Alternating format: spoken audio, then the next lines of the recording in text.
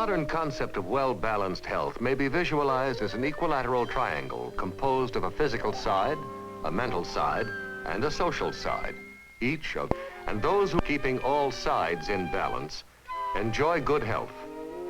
But how does one maintain this balance when driven by pressures of our mind? Push, push, rush, rush, drive, drive, go. Push, push, rush, rush, drive, drive, go. Start your day with mounting tension. Watch the clock with apprehension. Off your seat, on your feet. Have to hurry up and meet stresses and strains. To maintain your social status, buy a status apparatus. Bigger car, there you are. Show them how you're going far. Stresses and strains. Never mind your ills, tranquilize with pills. Give yourself an ulcer over worry over bills. Take a few belts, smoke up a storm. Be an individual, but try to conform. Don't lose sight of your ambition, get ahead of competition. Be obsessed, be the best, haven't any time to rest. Some things breathing down your neck, it takes a great deal of pains and lots of stresses and strains to make a perfect nervous wreck. Unfortunately, anything that affects the mental side of health can also affect the other sides, and eventually the whole triangle.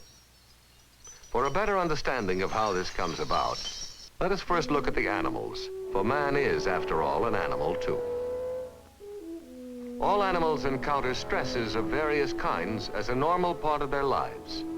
These may arise from the prospect of losing territory or living space to another species, the need to defend shelter, protect the young, or even having to compete for a mate.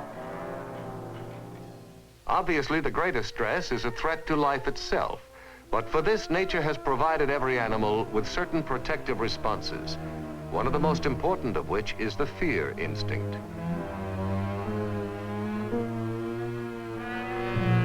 Here's how it works. The moment an animal recognizes danger, the fear instinct instantly calls up every resource of its body, one of two ways to assure survival: fight or flight. In either case, action is taken and surplus energy is used up. When the danger has passed, the animal settles back to normal, quite as if nothing had happened. The fear instinct has done its job, and there are no harmful after effects. Scientists believe that the same protective responses exist in the human animal, arising from an area of the brain called the diencephalon. It's quite as if the fear instinct of our forefathers still lives there, ready to push the panic button. Even in our modern world, this primitive instinct can still save our skins. The instant danger is perceived, the fear instinct gets the message and immediately presses the panic button. In a flash, the total resources of the body are mobilized. Breathing is faster and deeper, and the lungs, by their increased activity, supply more life-giving oxygen to the bloodstream. The liver, one of whose functions is to serve as a storehouse for blood sugar, now releases large amounts of it into the bloodstream for extra energy. The adrenal glands also step up production, pouring out more of their secretion to stimulate the heart muscle, which in turn reacts with a higher rate of pumping. In the digestive organs, certain arteries constrict, decreasing the supply of blood in this region. This makes more blood available to the muscles for fight or flight. And all this happens within a split second.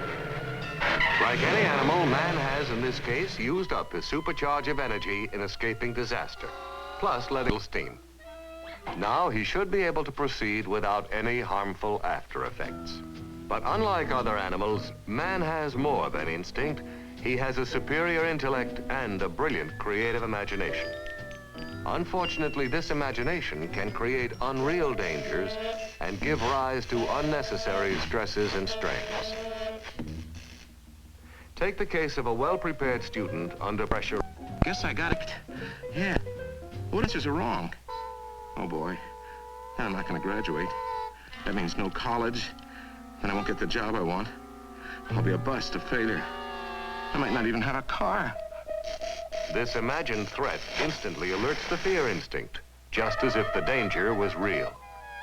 In this case, the danger was not only imaginary, but short-lived, and tension was relaxed. But now let us see what can happen if fear, aroused by imaginary dangers, continues over a prolonged period. Good morning, J.G. Huh? His boss was merely preoccupied at the moment. Uh-oh. Something's up. He's mad at me. Maybe I'm gonna get fired. Here we go again, and our man is ready for fight or flight. I don't have to take that.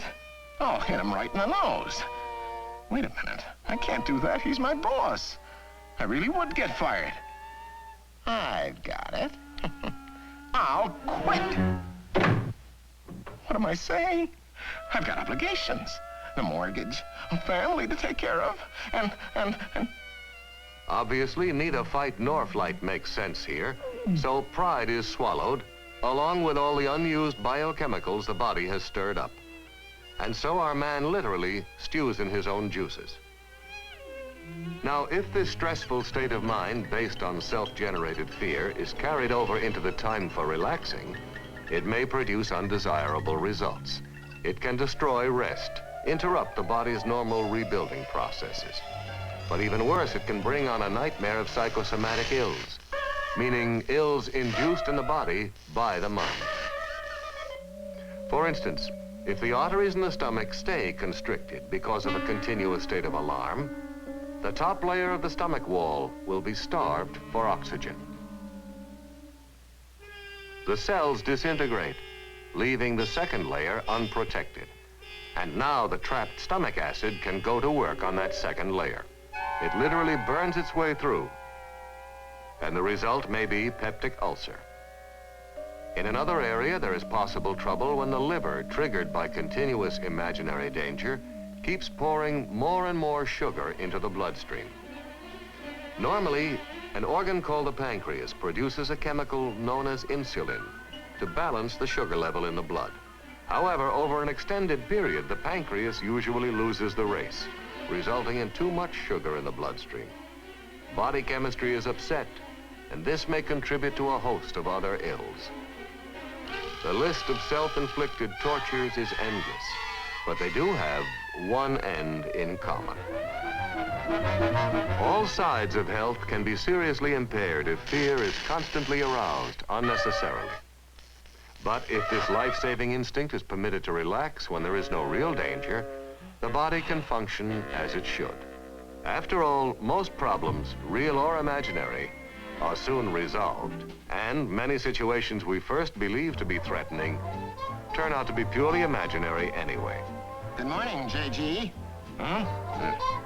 Yeah. Oh, good morning, Harvey, my boy. In the triangle of health, using plain common sense is the easiest way to minimize the normal stresses and strains of life and keep all sides in balance. The health of man is like an equilateral triangle, completely dependent on the length and strength of each side.